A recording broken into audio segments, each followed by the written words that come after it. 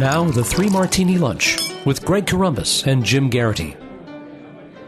And welcome, everyone, to the Thursday edition of the Three Martini Lunch. Along with Jim Garrity of National Review, I'm Greg Corombos of Radio America. Good, bad, and crazy martinis for conservatives today, as usual. And, Jim, we start with the president's decision to keep troops in Afghanistan after he leaves office. The original plan was to essentially draw down to about 1,000. It's now going to be about 5,500.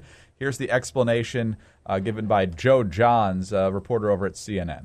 This is an admission that there continues to be a problem in Afghanistan, a terror threat problem, and the White House is going for the status quo, as it were, to try to deal with that. So the premise here is actually quite bad. Our major combat operation portion ended some time ago. The current Afghan forces aren't doing a great job. The Taliban just retook the city of Kunduz. We've heard all sorts of problems about our military, troops getting kicked out of the army for actually defending children being raped by Afghan police officers and that sort of thing. Meanwhile, Bergdahl looks like he could possibly skate. But it looks like Obama may have actually learned a lesson from cutting and running in Iraq with no residual force, no status of forces agreement. There is an agreement here. The thing he wanted to do most was have it all over by the time he left office, and he at least has the recognition here, apparently, that it just isn't going to happen. I guess we have to give him a little bit of credit for that. I think the reason we selected this as the good martini is just novelty. That sense of saying, oh, good call, Mr. President. I just forgot what it felt like to say that. And it's not that this is great, except we have seen this president make the wrong decision on this front. And the same set of circumstances, right, of withdrawing forces. We are reportedly altering our rules of engagement over Syria because we don't want to get in the way of the Russians. We fear, the idea of people being, planes being in the wrong place at the wrong time. So we seem to be in retreat, both literal and metaphorical, all over the map. And the president had said we ended 2 wars, which is news to both the extremists in Iraq and the Taliban. They didn't get the memo that the wars were over. They just know we're going to be leaving.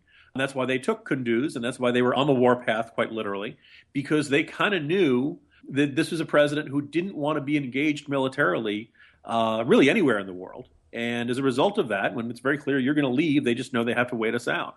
Here we are in a circumstance in which we're kind of bracing ourselves for the idea of seeing Iraq happen in Afghanistan again, of seeing the Taliban back in power, of seeing the people who protected al-Qaeda, sent suicide bombers against our guys for years and years and years, and basically they were going to end up back in Afghanistan. Now we have at least a chance of preventing that. It's completely understandable the American people might be exhausted of Afghanistan after 14 years. It's completely understandable they'd want to wash their hands of it. Having said that, a world in which the Taliban runs Afghanistan is a more dangerous world. And now at least we have a slightly better chance of stopping that because of the troops who will stay there. It's good that Obama is recognizing it's more important to have a relatively pro-American regime, a non-Islamist regime in charge of Afghanistan than for him to have his talking point that he ended 2 wars. I think a lot of folks who are in the military or serving now or who have served would also say that if you're going to do this, make the changes to the rules of engagement so you can actually get something done. There are so many different handcuffs on our troops, so scared of having collateral damage and civilian casualties that they're basically stopped from doing anything. There's this petrified fear emanating through the defense policy on that front, and it's one of the reasons we haven't done very much in terms of the air campaign against ISIS either. So on to the bad martini now, and if you're wondering how long our muted praise of the Obama administration is going to last, well, it ends right here. For those of you following what's going on in the Middle East, we could be on the brink of a third intifada. If you don't know what that means, Google it. And it basically started this past Friday with the most intense part. That's because in a video translated by the Middle East Media Research Institute, the imam of the Al-Abrar Mosque in Rafah, Gaza on Friday, a guy named Sheikh Muhammad Salah Abu Rajab, essentially brandished a hunting knife and told his followers to go out and kill Jews. Quote, now we are imposing a curfew with daggers, and in the next phase, which is, Allah willing, about to be realized, the Islamic military court has made the divine ruling, you will get nothing in our land except for slaughtering or stabbing.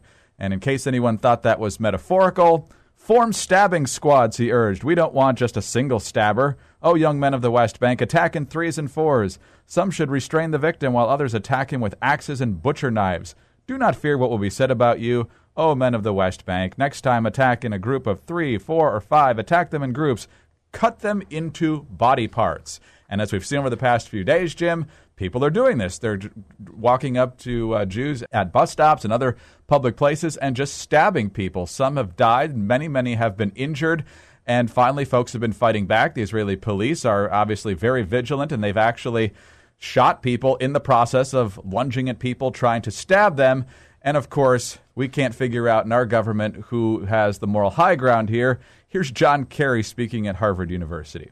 What's happening is that unless we get going, a two-state solution could conceivably be stolen from everybody. And there's been a massive increase in settlements over the course of the last years. Now you have this violence because there's a frustration that is growing, and a frustration among Israelis who don't see any movement. Go out and kill Jews. People try to do it. The Jews defend themselves. Jim, if we could just stop these settlements, this wouldn't be happening. Yeah, it's almost a parody of John Kerry, that basically he looks at this and he sees, well, if the settlements weren't there, this wouldn't be happening. Now, when the guy in the mosque is saying, I want you to go out and stab people, maybe that's what happens. Maybe people listen to him. Maybe people think that they have some sort of religious or nationalistic duty to go out and stab people. And I have this crazy feeling that that's a bigger problem than construction projects in the West Bank. We gave the Obama administration credit in the good Martini. It's now time to take it away in the bad Martini. They revert to form. Anybody thrown off by the good Martini, don't worry, we're back to normal. Exactly. Basically, it's the same thing over and over again.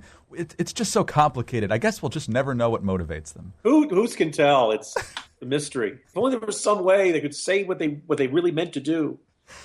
Oh, man. All right, on to the crazy Martini now, and this is courtesy of you at the corner and in the Morning Jolt today. Ben Carson has done very well in polls lately. He's very clearly the number 2 Republican in the 2016 race nationwide and in most of the key state polls, and he's getting closer and closer to Donald Trump. They're both over 20%, while everybody else is struggling to even get close to the 10% mark. And, of course, when you got that kind of momentum, you put your presidential campaign on hold for 2 weeks so you can launch a book tour. So, Jim, you talk about this this morning. Very curious timing for a guy who's already written a lot of books. Candidates do this a lot, but it's pretty odd that they'll just put the campaign on the pause button at a time when there's serious momentum there to go promote their book. Yeah. Now, I know it'll stun you, Greg, that the comment section doesn't agree with me. And that they think I'm a duty head and lots of other words in there. This strikes me as really weird. This strikes me as really bizarre. Some people are saying, well, maybe it was pre-planned and he couldn't get out of it. You're running for president, right? I mean, don't you think that would be top priority? People say, oh, people don't vote until February. He can kind of afford to do this. Okay, but like he's just started out. He's now neck and neck with Trump, right? I mean, the polls have him either behind by a percentage point nationally or one even had him ahead. So, people might say, it doesn't really matter. Well, this seems like a really inconvenient time to stop doing public campaign events. Yes, he's going to be doing book signings and things like that for the book. It's an inconvenient timing. Ben Carson has written quite a few books. They're bestsellers. It just seems like at least for the next 2 weeks, he's putting the priority of selling his book ahead of his priority of being running for president of the United States. And look, if 2 weeks pass and he's in the exact same polling place and nothing happens, I think you had mentioned yesterday there's a GOP debate coming up in 2 weeks. If I were him, I would not be skimping on the debate prep. Those debates have been pretty important to this cycle. Why is this book suddenly so important? And yes, he'll still be doing fundraising and various other things with the campaign, but his campaign staff is staying home. The Ben Carson for President campaign operations is pretty much, if not totally closing shop for the next 2 weeks, it certainly is going on a much slower, quieter system of operations because he's not doing a traditional campaign events, rallies, speaking to groups and stuff like that. It's all about the book for the next 2 weeks. And that seems odd. And if you think I'm harsh, Leon Wolf over at Red State is saying, look, Ben Carson isn't even seriously running for president. Now, that may seem like a harsh way of assessing it, but it just seems weird to stop particularly at this moment as you're possibly about ready to take the lead to say, okay, time out. I'm going to spend, the next 2 weeks mostly promoting the book and focusing on that stuff, and everything else we'll take care of later. If he's trailing in 2 weeks, it may be that his window of opportunity closed on him. I find the decision-making baffling I know it'll surprise you. Ben Carson fans aren't the least bit shaken by this. Here's the thing that gets me, because candidates, like I said, writing a book during a campaign or releasing a book during a campaign is not that unusual and happens all the time, but it doesn't usually come attached to this 2-week hiatus from a campaign. You'd think you would be able to mix these things together, make it part of the campaign schedule. Obviously, you want to perhaps keep some financial records separate between the campaign and a book tour. Getting those confused could be a little bit awkward, but candidates in the past have been able to weave that together fairly competently without just suspending the campaign for 2 weeks. So I think that's the biggest head scratcher, not the fact that he's focusing on a book for a little while. Yeah, maybe a good way of putting that into perspective there is that a presidential memoir would be a really good seller too, right? Yes. Right? I mean, like if you really want to sell books, being president can be really good for your book sales. So you should try that plan, see what happens. The second thing is, so this is, I assume, is a hardcover book. Does he take time off next year for the paperback version, Greg? Has he got anything else going on? I'm guessing like summer to fall, he could be very busy. Let's just keep that in mind. So. Well, we'll see how many times he quotes his book at the next debate. That could be an interesting way. There you go. If he changes his name to bencarson.com, like, some other figures we might know. Oh, never a dull day. Jim, we'll talk to you tomorrow. See you tomorrow, Greg. Jim Garrity of National Review. I'm Greg Columbus of Radio America. Thanks for being with us today, and tune in again on Friday for the next 3 Martini Lunch.